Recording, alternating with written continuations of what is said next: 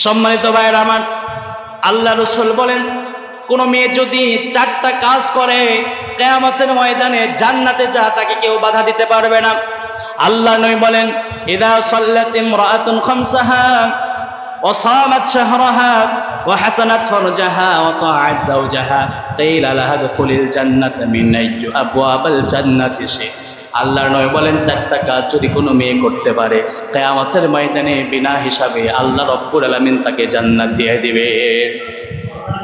4 number কাজের 1 number কাজ হচ্ছে ইজা সাল্লাত ইমরাআতুন খামসাহা, কোন মেয়ে যদি নিয়মিত 5 ওয়াক্ত নামাজ আদায় করে কিয়ামতের ময়দানে যিনি জান্নাত দিবেন তিনি কে? সবাই বলেন তিনি কে?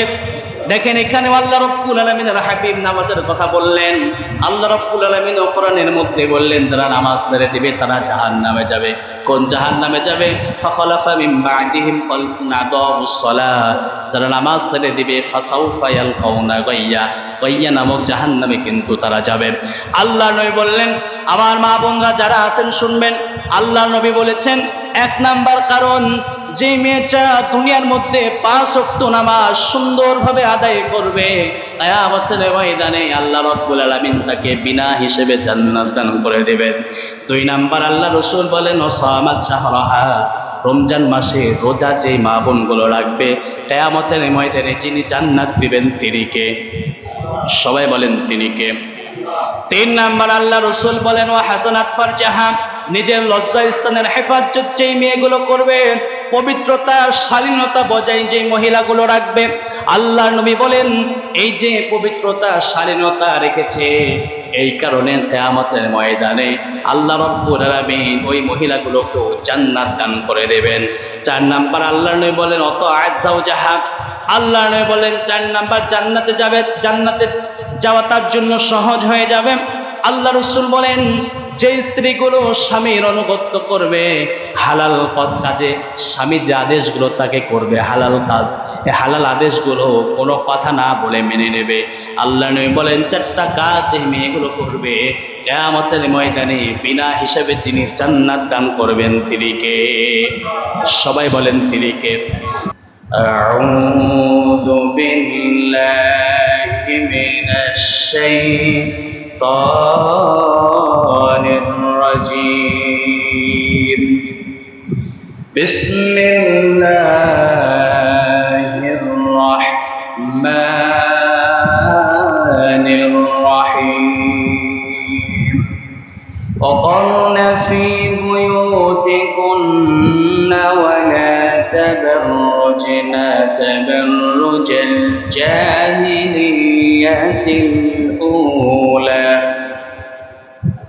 الجاهلية الأولى وأقمنا الصلاة وآتينا الزكاة وأطعنا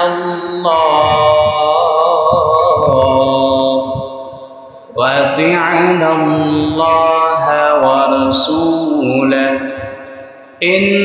إنما يريد الله ليذهب عنكم الرجس أهل البيت ويطهركم تطهيرا. وقال النبي صلى الله عليه وسلم الديس لا يدخل الجنة أو كما قال النبي عليه الصلاة والسلام.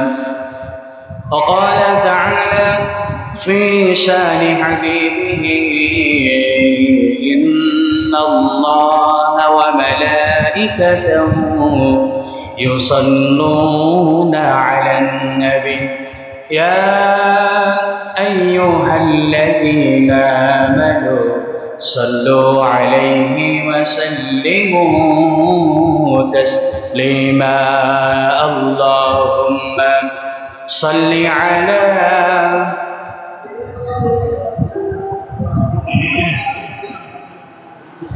وعلى آله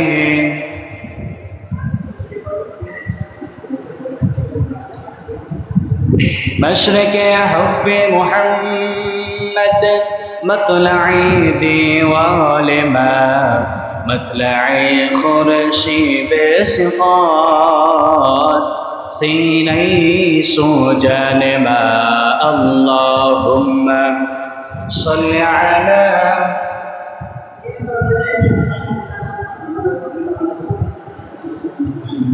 وعلى آل سيدنا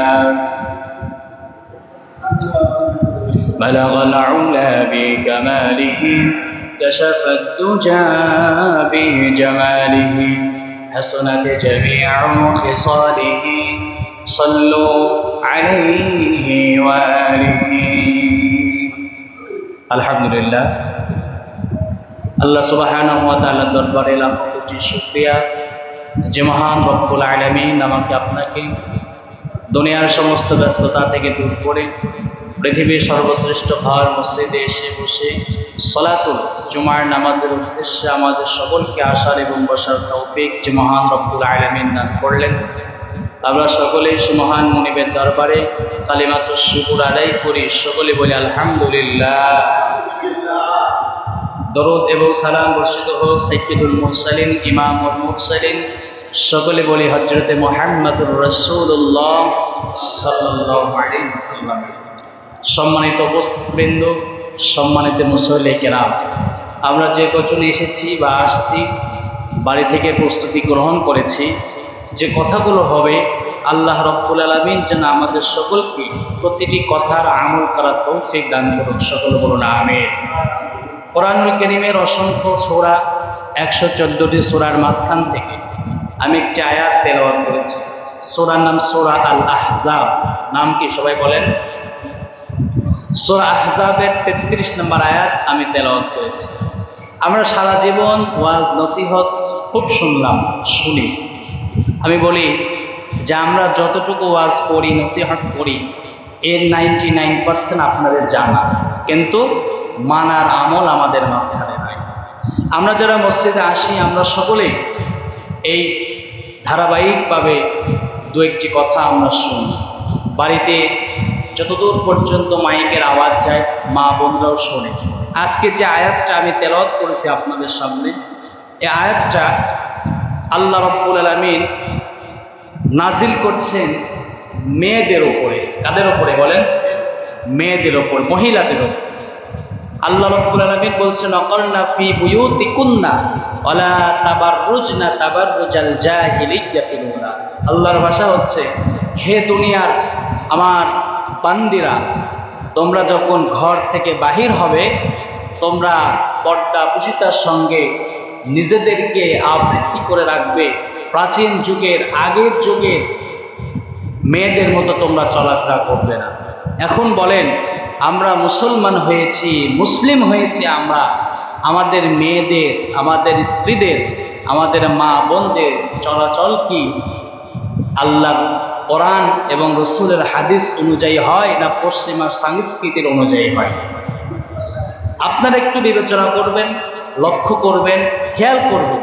আপনাদের অঞ্চলে আপনার মা, আপনার বোন, আপনার মেয়ে, আপনার ভাতিজি যারাই আছে, দেখবেন যে তার চলাফেরা কোরআনের সঙ্গে না পশ্চিমা সংস্কৃতির সঙ্গে মিল রেখে চলাচল করছে। এখন দেখা যায় কোরআনকে যতটুকু আমরা মানি না মানি, তার থেকে পশ্চিমা সংস্কৃতি, ইহুদি নাস্তিকদের সংস্কৃতিটাকে আমরা বেশি অনুসরণ করি।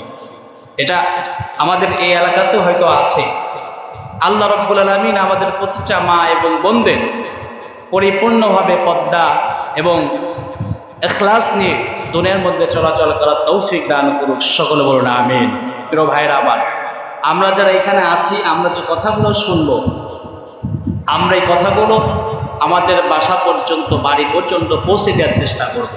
আপনার স্ত্রীকে আপনি নসিহত করবেন, আপনার মাকে আপনি বুঝাবেন, আপনার মেয়েগুলোকে আপনি বুঝাবেন। আর মাইকের আওয়াজ যতদূর পর্যন্ত যাচ্ছে, আমার মা এবং বোন যারা আছে সকলকে অনুরোধ করবো আজকের এই বিষয়গুলো একটু মনোযোগ সহকারে শুনবেন। আজকে যে বিষয়টা আমি নিয়েছি, এই বিষয়টা হচ্ছে নারীরা জাহান্নামে যাওয়ার কারণ হচ্ছে 7টা। কয়টা বলেন? সবাই বলেন কয়টা? 7টা। রাসূলুল্লাহ সাল্লাল্লাহু আলাইহি ওয়াসাল্লামের হাদিস, মেয়েরা খুব দ্রুত জান্নাতে যাইবে। মেয়েদের জান্নাতে যাওয়া খুব সহজ, মেয়েদের জান্নাতে যাওয়া খুব সহজ। শুধুমাত্র 4টা কাজ যদি কোনো মেয়ে করতে পারে, কোনো নারী করতে পারে, তার জান্নাতে যাওয়া খুব সহজ হয়ে যাবে। আল্লাহ রসুল যেখানে গ্যারান্টি দিয়েছেন, সেই কথা কি কোনোদিন মিথ্যা হতে পারে? আবার আল্লাহ রসুল বললেন, আমি যখন মেয়ারাজে গেলাম, ওখানে গিয়ে দেখি অধিকাংশ বেশিরভাগ ছেলেদের থেকে মেয়েরা জাহান্নামে গিয়েছে। এই জাহান্নামে কেন গেল, এই কারণগুলো আমি আপনাদের সামনে উপস্থাপন করব।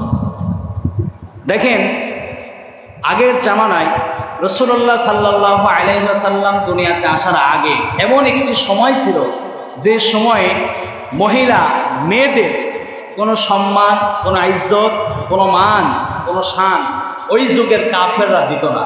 দিত? কোরআন এসেছে, রাসূল সাল্লাল্লাহু আলাইহি ওয়াসাল্লাম দুনিয়ার মধ্যে আসছেন, এই মহিলাদের দাম, মেয়েদের দাম আল্লাহ রাব্বুল আলামিন বৃদ্ধি করে দিয়েছেন। বলেন সুবহানাল্লাহ।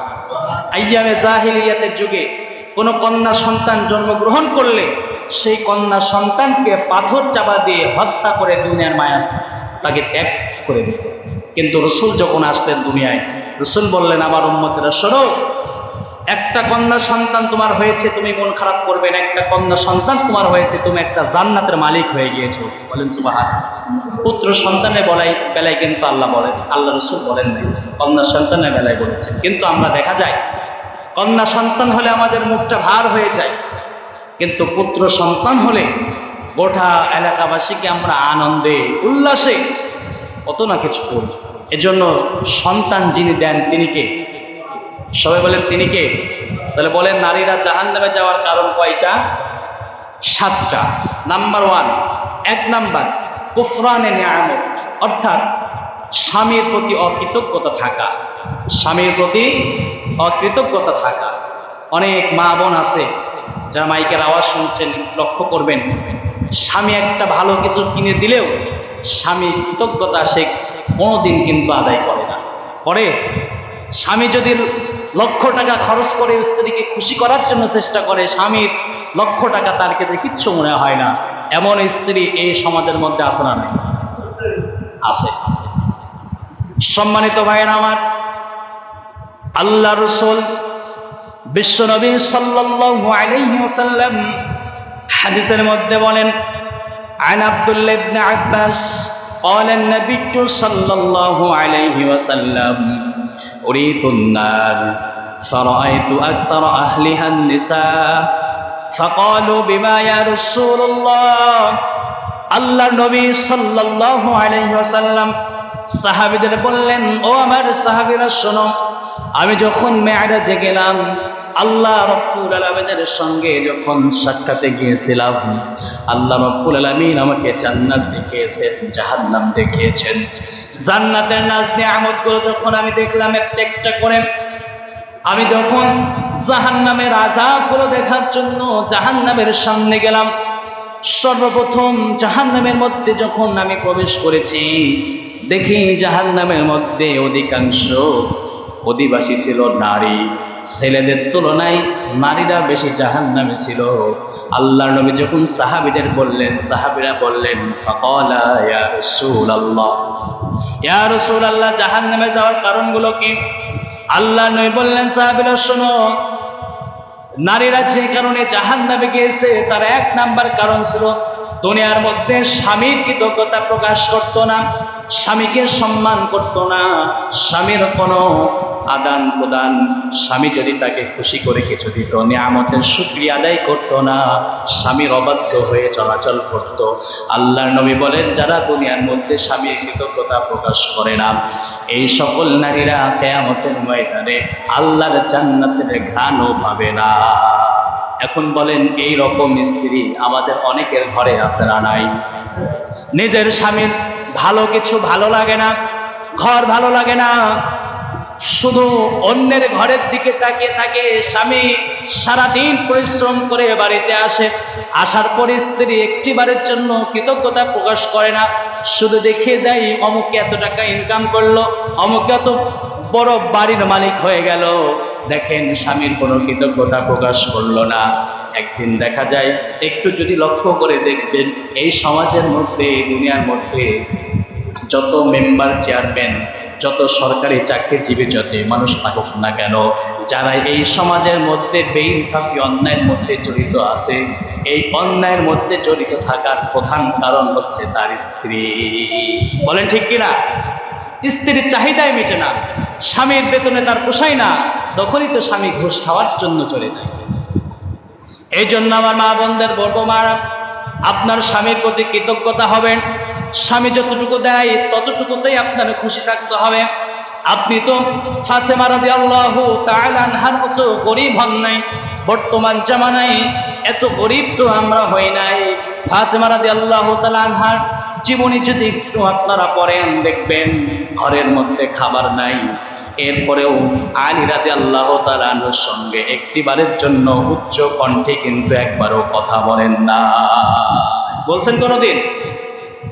আল্লাহ নবী বলেন 2 নাম্বার জাহান্নামে যাওয়ার কারণ হচ্ছে, আল্লাহ রাব্বুল আলামিনের হাবিব বলেন 2 নাম্বার জাহান্নামে যাওয়ার কারণ, এই সকল নারীরা জাহান্নামে যারা গেল তাদের দেখলাম, আমি প্রশ্ন করলাম তোমরা জাহান্নামে কেন এসেছো? আল্লাহ রাসূল বলেন সিনফানি মিন আহলিন নার লাম আরহুমা নিসাউন কাসিয়াতুন আরিয়াতুন মুমিলাতুন মাইলাত।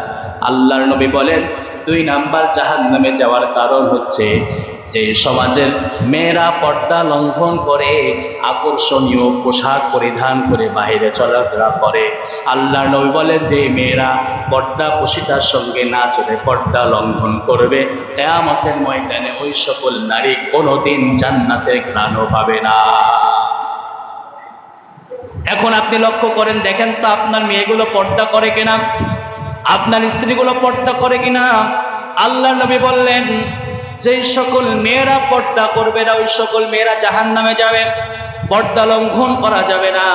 আল্লাহর নবী বললেন 3 নাম্বার জাহান্নামে যখন আমি গেলাম, জাহান্নামে যাওয়ার মধ্যে 3 নাম্বার যখন দেখলাম জাহান্নামে যাওয়ার কারণগুলো আমি প্রশ্ন করলাম, আল্লাহ রাব্বুল আলামিন সুন্দরভাবে কোরআনুল কারীমের মধ্যে বললেন 3 নাম্বার জাহান্নামে যাওয়ার কারণ হচ্ছে والذين يؤذون المؤمنين والمؤمنات بغير ما اكتسبوا فقد احتملوا بهتانا وإثما مبينا।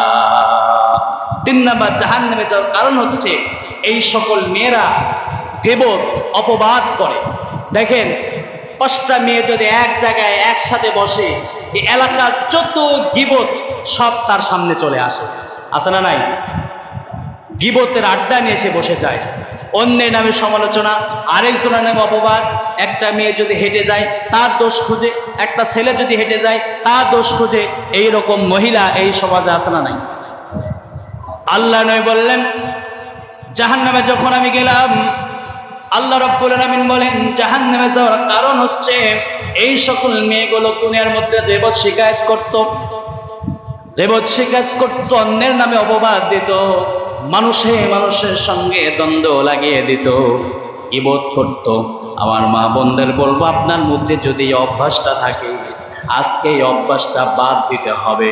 আমরা যারা এখানে আছি, আপনার স্ত্রীর মধ্যে যদি অভ্যাসটা থাকে, আপনার মেয়ের মধ্যে যদি অভ্যাসটা থাকে, আজকেই তাদের সতর্ক করার দরকার আছে না নাই? সবাই বলেন আছে না নাই?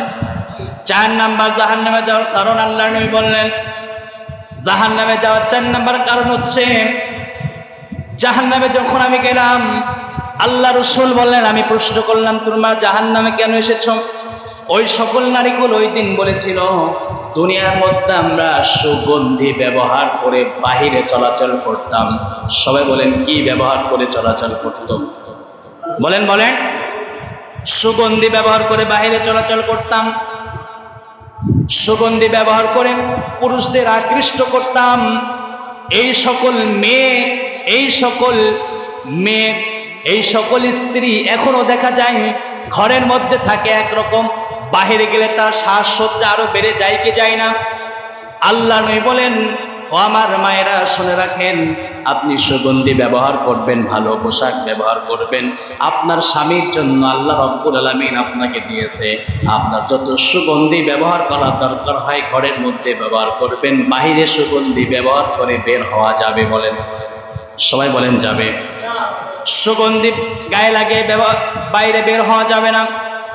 5 নাম্বার আল্লাহ রাব্বুল আলামিন হাবিব বলেন জাহান্নামে যখন গেলাম, 5 নাম্বার জাহান্নামে যাওয়ার কারণ হচ্ছে আল্লাহ রাব্বুল আলামিন বলেন ওয়ালা তাবাররুজনা তাবাররুজাল জাহিলিয়াতিল উলা। আল্লাহ রাব্বুল আলামিন বললেন তোমরা দুনিয়ার মেয়েরা শুনে রাখো, আইয়ামে জাহিলিয়াতের যুগের মেয়েদের মতো তোমরা চলাচল করবে না। আল্লাহ নবী বললেন তোমরা জাহান্নামে কেন এসেছিলেন? ওই দিন মেয়েগুলো বলল তাবাররুজ, শোভা প্রদর্শন, অহংকারী করে দুনিয়ার মধ্যে চলাচল করতাম। বলেন তো অহংকারী মেয়ে এই সমাজের মধ্যে আছে না নাই? নিজের চেহারা আল্লাহ রাব্বুল আলামিন দিয়েছে, চেহারার গরমে সমাজের মধ্যে টিকা যায় না এমন মেয়ে আছে না নাই? আল্লাহ রাব্বুল আলামিন যে চেহারাটা দিয়েছে এটা অহংকার করার কোনো দরকার নাই। আল্লাহর নিয়ামতের শুকরিয়া আদায় করতে হবে। আল্লাহ রাব্বুল আলামিন বলেন যে সকল মেয়েরা তাবাররুজ, তার চেহারা মানুষকে দেখিয়ে বেড়ায়, তার রূপসজ্জা পরপুরুষকে দেখিয়ে বেড়ায়, কিয়ামতের ময়দানে ওই সকল মেয়ে জান্নাতের কোনো ঘ্রাণও পাবে না। কয় নাম্বার বললাম? 5 নাম্বার তাবাররুজ, রূপসজ্জা করে বাইরে বের হওয়া যাবে বলেন।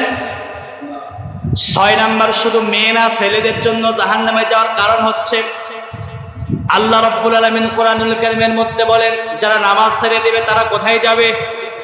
এটা কি শুধু মেয়েদের জন্য না, আমাদের সবার জন্য? কোন জাহান্নামে যাবে দেখেন আল্লাহ রাব্বুল আলামিন বলেন فَخَلَفَ مِن بَعْدِهِمْ خَلْفٌ أَضَاعُوا الصَّلَاةَ وَاتَّبَعُوا الشَّهَوَاتِ فَسَوْفَ يَلْقَوْنَ غَيًّا। গাইয়া নামক জাহান্নামে যাবে যে নামাজ ছেড়ে দিবে। কি ছেড়ে দিবে? নামাজ যে ছেড়ে দিবে সে কোথায় যাবে? জাহান্নামে যাবে। এটা শুধু মেয়েদের জন্য না, আমরা যারা আসছি আমাদের সবার জন্যই নামাজ ফরজ করে দিয়েছেন কে? নামাজের দরকার আছে না নাই? নামাজ আমরা পড়ি না, নামাজ আমরা ছেড়ে দিই, নামাজের মধ্যে কত অবহেলা আমাদের দেখা যায়। আল্লাহ রাব্বুল আলামিন বলেন ও দুনিয়ার মানুষেরা শুনে রাখো, এই যে নামাজের মধ্যে তোমরা অবহেলা দেখাইলে, নামাজের মধ্যে তোমরা মনোযোগ দিলে না, ওই নামাজের কোনো দাম নাই। ফাওয়াইলুল লিল মুসাল্লিন, মুসল্লি হয়েছো কিন্তু নামাজ সুন্দরভাবে পড়ো নাই, নামাজে দাঁড়িয়েছো কোনো মনোযোগ নাই, খুশুখুজু নাই। আপনি একটু আল্লাহর নবীর জীবনী পড়বেন, সাহাবায়ে কেরামদের জীবনী পড়বেন, তাদের নামাজ কি আমাদের নামাজ এক? বলেন এক? তাদের নামাজ আমাদের নামাজ কিন্তু একরকম হয় না।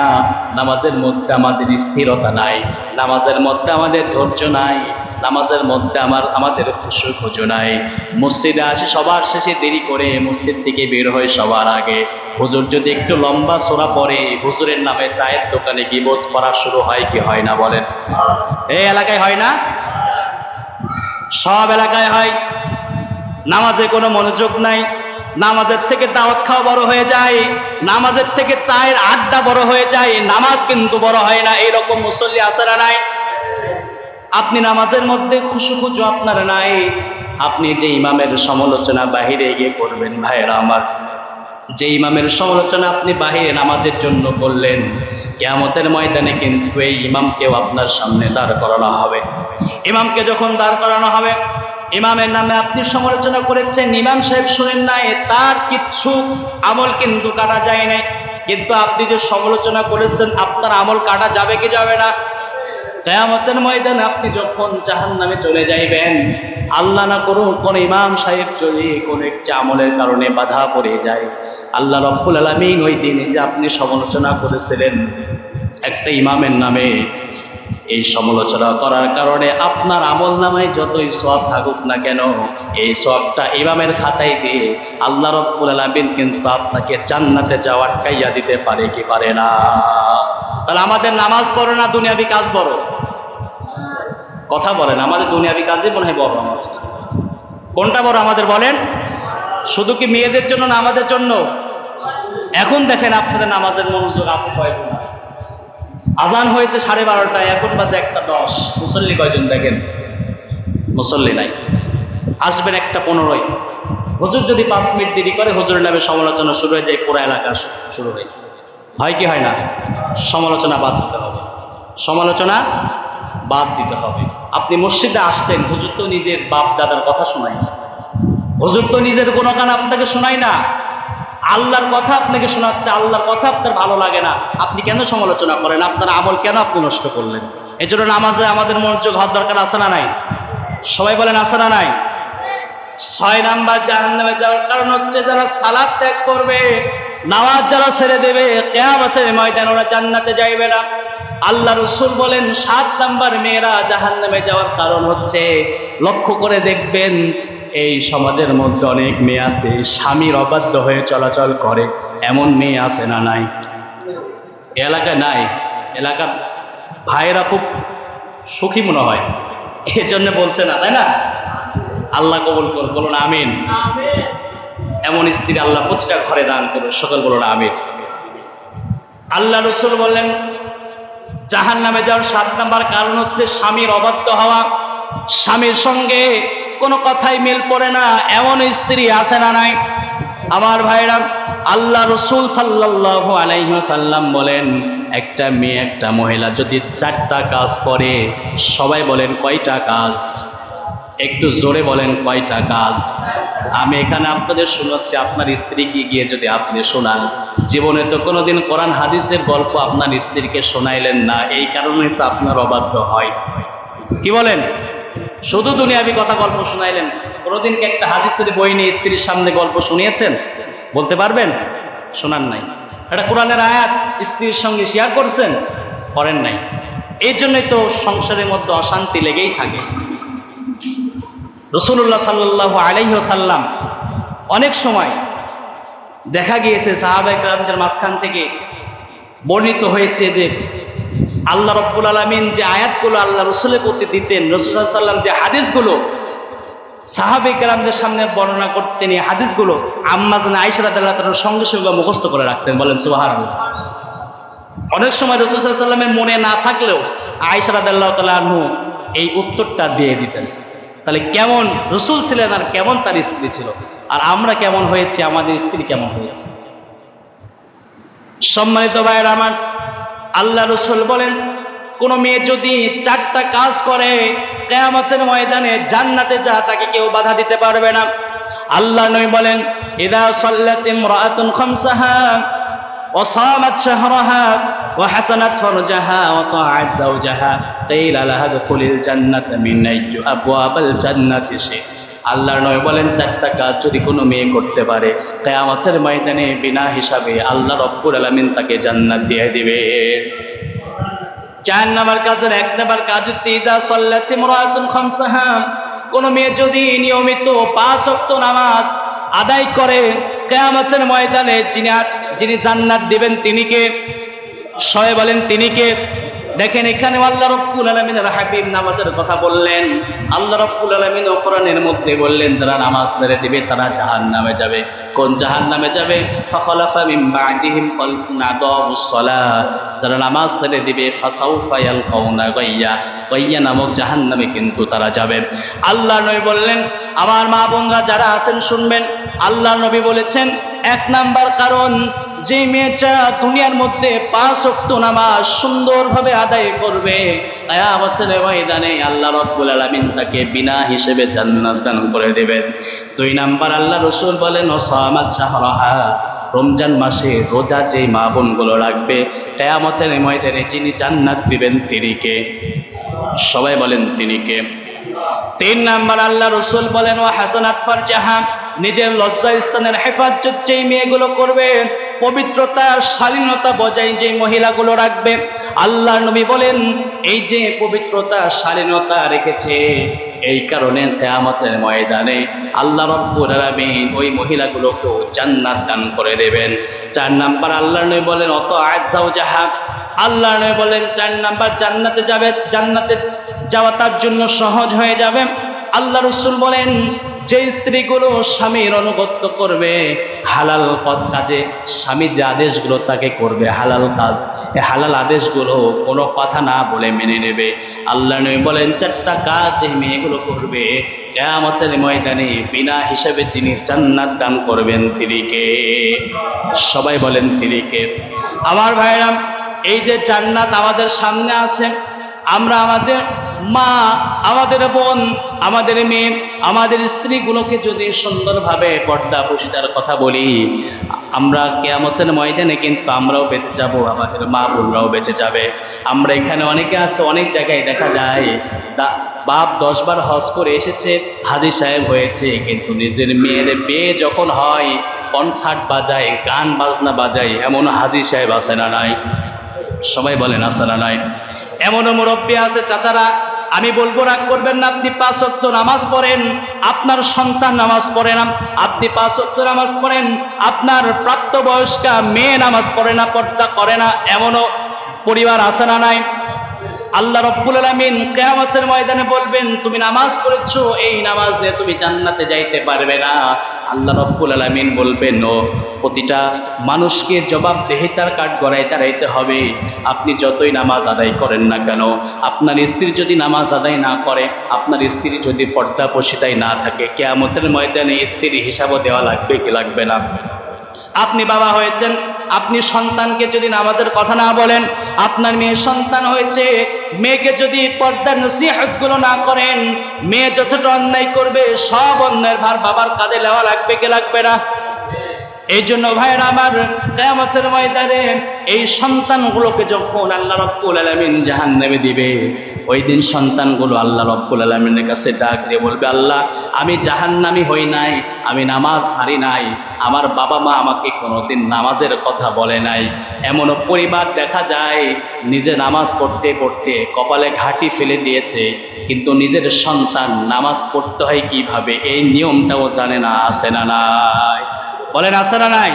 এজন্য এই ওয়াজ কি শুধু মেয়েদের জন্য না আমাদের জন্য? বলেন কাদের জন্য? আপনি স্বামী হয়েছেন, আপনার স্ত্রীকে আজ থেকে নসিহত করবেন, শোনো, তুমি যদি একটা অন্যায় কাজ করো, কিয়ামতের ময়দানে কিন্তু আমার হিসাব দেওয়া লাগবে। তুমি যদি এক ওয়াক্ত নামাজ বাদ দাও, আমি স্বামী হয়েছি, আমার কিয়ামতের ময়দানে কিন্তু আল্লাহর কাঠগড়ায় দাঁড়ানো লাগবে। আপনার সন্তানকে নসিহত করবেন, সন্তান রে শোনো, তুমি সদা সর্বদা সত্য কথা বলবে, তুমি একটা মিথ্যা কথা বলবে, কিয়ামতের ময়দানে আল্লাহর আসামির কাঠ করে কিন্তু আমাকে দাঁড়াতে হবে। শুনেন নাই লুকমান আলাইহিস সালামের ঘটনা? লুকমান আলাইহিস সালাম সন্তানকে বলেছিল, ইয়া বুনাইয়া আকিমিস সালাহ, হে সন্তান, নামাজ ছেড়ে দিও না। তুমি যদি নামাজ ছেড়ে দাও, কিয়ামতের ময়দানে কিন্তু আমি লুকমান আসামির কাঠ করে দাঁড়িয়ে যাব। কয়টা বাবা আমরা হয়েছি আমাদের সন্তানগুলোকে নামাজের নসিহত করি? হয়েছি আমরা কেউ? আমরা নিজেরাই তো ফজরে নামাজ পড়ি। বলেন ঠিক কিনা? আপনি বাবা যদি নামাজ না পড়েন, আপনার সন্তান নামাজ পড়বে না। আমার বাবা যখন নামাজ আদায় করে, আমি সন্তান, আমার ভয় হবে, আমার আব্বা নামাজ পড়ছে, আমি যদি নামাজ না পড়ে আমার কপালে দুঃখ আছে। কিন্তু আপনি বাবাই যখন নামাজ পড়বেন না, আপনার সন্তানকে আপনি যতই বলবেন, আপনার সন্তানের কাজে আসবে আল্লাহর কথা, লিমা তাকুলুনা মা লা তাফআলুন। দুনিয়ার মানুষেরা শুনে রাখো, যেই কাজটা তুমি করো না, ওই কাজের আদেশ যদি তুমি 100 বারও বলো, এই কাজের কোনো সুফল আসবে? এজন্য নিজেকে আগে ঠিক হতে হবে। নিজেকে আগে কি হতে হবে বলেন? আজ থেকে আমরা সকলে 5 ওয়াক্ত নামাজ আদায় করব তো? সবাই বলেন 5 ওয়াক্ত নামাজ আদায় করব। আমরা যারা এখানে আছি, আমাদের পরিবারের যারা মা বোন আছে, মেয়ে আছে, আমাদের মা বোনগুলোকে পর্দা বসিদায় রাখবো তো? আল্লাহ রাসূল বলেন, আদ-দাইয়ুসু লা ইয়াদখুলুল জান্নাহ, দাইয়ুস কোনোদিন জান্নাতে প্রবেশ করবে না। সাহাবীরা প্রশ্ন করলেন, ইয়া রাসূলুল্লাহ, দাইয়ুসের একটু ব্যাখ্যা দেন। দাইয়ুস বলা হয় ওই সকল মেয়েকে, আল্লাহ রাসূল বলেন, যারা কাপড় পরিধান করার পরেও উলঙ্গ অবস্থায় থাকে। এমনও কাপড় আমাদের সমাজের মধ্যে বের হয়েছে, যে কাপড়গুলো দেখলে শয়তানও হাসে। আছে না নাই? আল্লাহ রাসূলকে আবার প্রশ্ন করলে, ইয়া রাসূলুল্লাহ, কিন্তু বাবা মা বলে, শোনো, যেই মেয়েগুলো শালীনতার পোশাক পরে নাই, দাইয়ুস হয়েছে, এরা এমনি এমনি দাইয়ুস হয় নাই। যারা দাইয়ুস হবে, যারা পর্দা বসিতে থাকবে না, কিয়ামতের ময়দানে এই মেয়ের বাবা সহ, এই মেয়ের মা সহ, যারা এর গার্জিয়ান ছিল তাদের সহ দাইয়ুসের খাতায় নাম দিয়ে জাহান্নামের মধ্যে নেওয়া হবে। এজন্য আমাদের সকলের সতর্ক থাকতে হবে। ভাইরা আমার, বর্তমান জামানায় আমরা কোরআনকে যতটুকু না মানি, আমরা কিন্তু পশ্চিমা সংস্কৃতি, হিন্দি সিরিয়াল, এইটার প্রতি আমরা আকৃষ্ট বেশি হয়ে গেছি। হয়েছে কিনা? এজন্য এইগুলো আমাদের ছাড়তে হবে, এইগুলো আমাদের ছাড়তে হবে। সুন্নতগুলোকে আঁকড়ে ধরতে হবে। আল্লাহ রাব্বুল আলামিন যে বিধানগুলো দিয়েছেন, এই বিধানগুলো আমাদের আঁকড়ে ধরতে হবে। কারণ আল্লাহর স্পষ্ট ভাষা, স্পষ্ট কথা যে তোমরা পর্দা বসিতে থাকো। মেয়েদেরকে আল্লাহ বলেন, অকুল্লিল মুমিনাতি ইয়াগুদ্দুনা মিন আবসারিহিন্না ওয়া ইয়াহফাযনা ফুরুজাহুন্না তোমাদের চক্ষুকে হেফাজত করো, তোমাদের লজ্জাস্থানকে হেফাজত করো। ছেলেদেরকে আল্লাহ রাব্বুল আলামিন বললেন কুল্লুল মুমিনিনা ইয়াগদুদনা মিন আবসারিহিন্না ওয়া ইয়াহফাযনা ফুরুজাহুন্না। শুধু মেয়েদের আল্লাহ বলেন নাই, পুরুষদেরও পর্দা আছে না নাই? বলেন আছে না নাই? পুরুষদেরও পর্দা আছে। এজন্য প্রিয় ভাইয়েরা আমার, আমরা আমাদের চক্ষু এবং আমাদের লজ্জাস্থানকে হেফাজত করলেই আমরা কিয়ামতের ময়দানে আল্লাহ রাব্বুল আলামিন আমাদের জন্য জান্নাতটাকে সহজ করে দেবেন। আমরা চাই কিয়ামতের ময়দানে আমাদের প্রতিটা পরিবার সহ আমরা সকলের জন্য একসঙ্গে আল্লাহর জান্নাত পাইতে পারি। আল্লাহ রাব্বুল আলামিন আমাদের সকলকে সেই তৌফিক দান করুক। সকলে বলুন আমিন। ওয়া আখিরু দাওয়ানা আলহামদুলিল্লাহি রাব্বিল আলামিন। আসসালামু আলাইকুম ওয়া রাহমাতুল্লাহ।